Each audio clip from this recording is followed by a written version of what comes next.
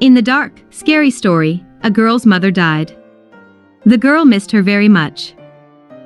One day when the girl went to visit her mother at the cemetery, she saw some strange man there. This man was standing near the grave of the girl's mother, but the girl didn't know him.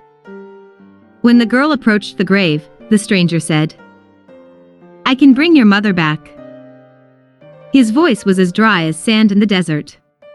The girl became afraid, but she could not leave. "What do I have to do?" the girl asked. She knew no one would help her easily. "You are a clever girl," said the stranger. "I will only take what you will not need at all your eyes." The girl was even more frightened. She had always been afraid of going blind. "Isn't your mother's life worth it?" the man asked. "All right," said the girl, "but it must be my mother, and she must be alive and real. I accept your terms." "Don't be afraid, it won't hurt at all," said the man, turning and walking away. The girl looked after him, and it seemed to her that the man had more than 2 legs. The next morning the girl woke up blind. She began to scream in the darkness, but then her mother appeared and began to calm her down. The girl cried and hugged her mother. It was her real mother. The girl could no longer see her, but she could hear her and she could hug her. Even her mother's smell was the same as before. They began to live their lives the same way they had before Mom died. Daddy went to work and Mama stayed home. Now she had to take the girl to school and pick her up from there. But the girl was even glad that her mother was spending more time with her now, and she didn't regret at all that she had become blind. The girl learned to live in the dark, as blind people do. She could see nothing, but she could find everything she needed, because she remembered where everything was. And always helped her mother around the house. Only one cupboard the girl was not allowed to touch. But it was always closed, so the girl would just pull the handle and walk by. One day for the holiday, Dad went hunting, and there he shot a deer that Mom had roasted in the oven.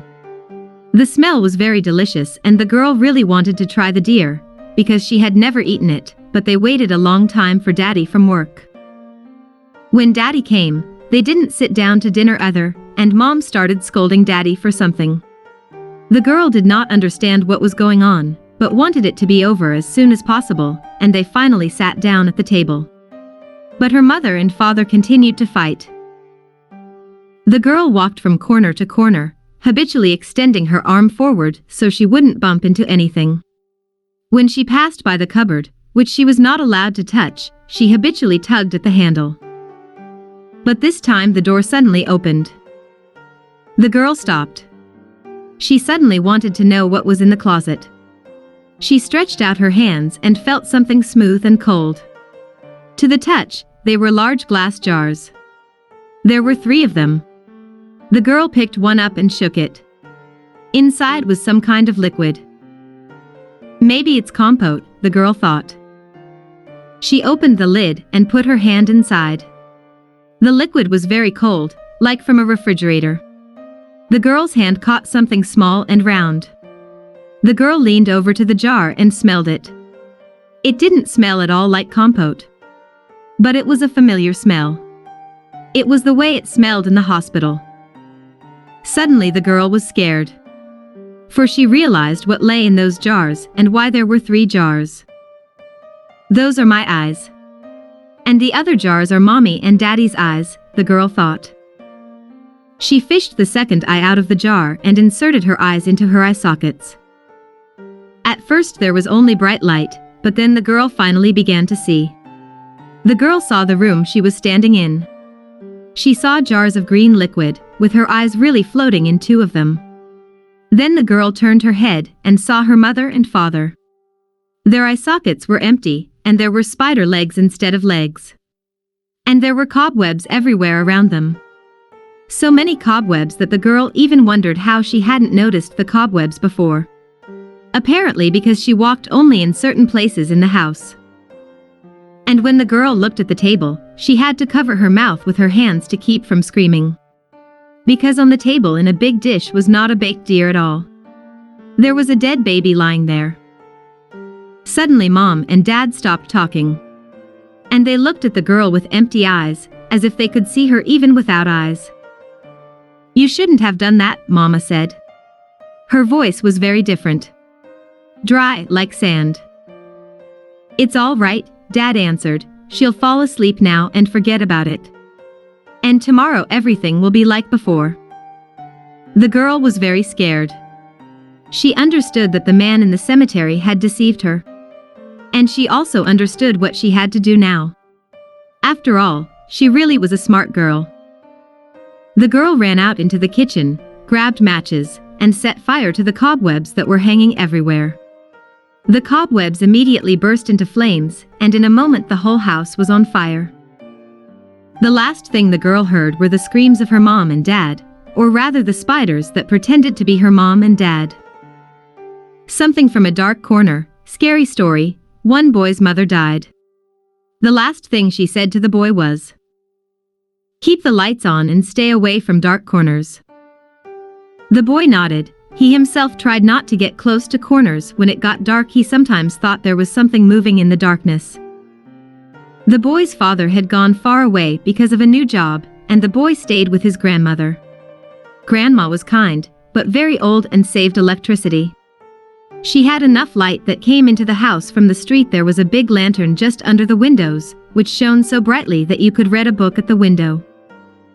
But the boy's room was farther away, and not much light came in, so that the corners of the room were always hidden in darkness. But the boy figured out how to get rid of his fear. In every corner he put a big toy, and they, like guards, guarded the boy at night. Every time the boy came home from school, he noticed that his grandmother had put the toys away in a box, and the first thing he did was to put them back in the corners.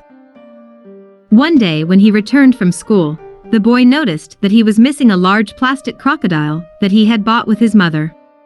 The boy hadn't played with this crocodile in a long time, but the crocodile had a big mouth full of teeth, and the boy thought it would make a good guard. The boy asked his grandmother about the crocodile, but she shrugged and said, "Clean up your toys, then they won't go to waste." After that, every morning the boy himself began to remove the toys into the box, but still every new morning they became less and less. The once full box quickly became empty. The longest survived a bear with a torn-off leg, which the boy got from his mother. This toy was given to her when she herself was a child. Long fought the soldiers. There were many, but in the end, and they were completely gone. The boy asked his grandmother to buy new toys, but his grandmother bought the boy a set of racing cars, and said there would be no new toys until his next pension. The racing cars disappeared in 2 nights, and the boy now had nothing to cover the corners of the room.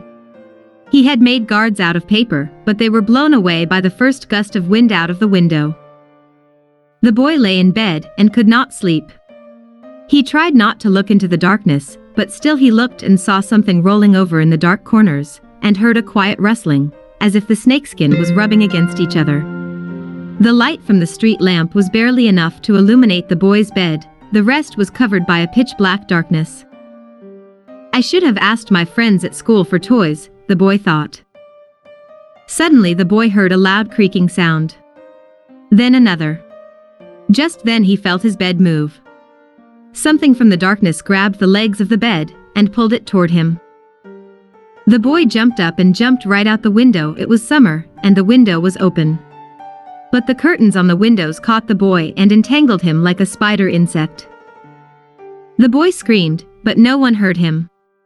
Something cold coiled around the boy and pulled him back into the room. The last thing the boy saw was his little paper guards bravely lunging at something in the dark corner, but their paper-thin arms could not hurt him.